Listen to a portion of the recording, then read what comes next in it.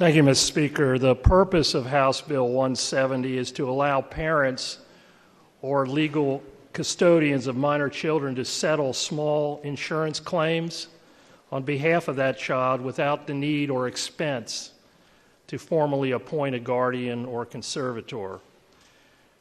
This act only applies if the proceeds of the settlement are not more than $25,000 net of attorney fees and other legal costs.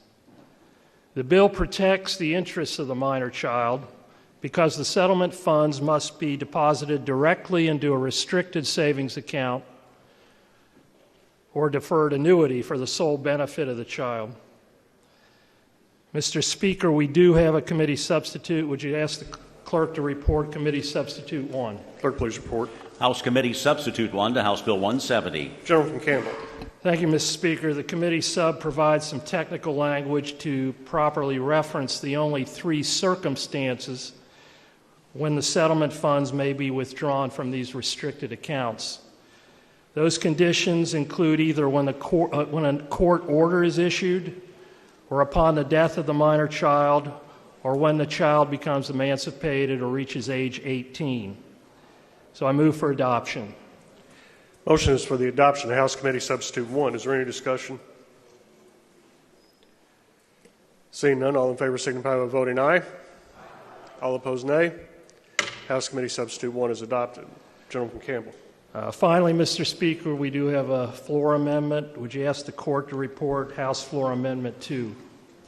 Clerk, please report. House Floor Amendment 2 to House Bill 170. Gentleman from Campbell.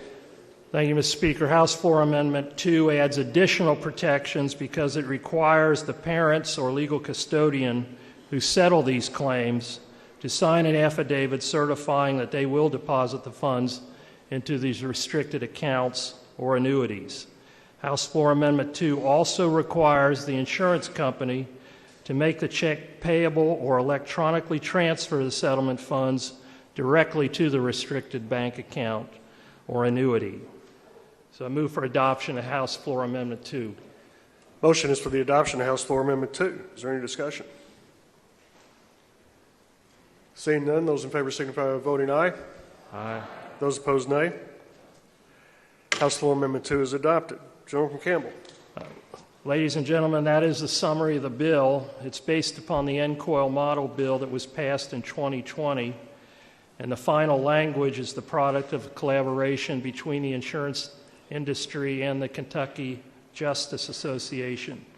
It's a cost-effective way to settle small claims and preserve the proceeds for the child when he or she reaches the age of majority. I welcome any questions. If not, I move for passage of House Bill 170 as amended by House Committee Substitute 1 and House Floor Amendment 2.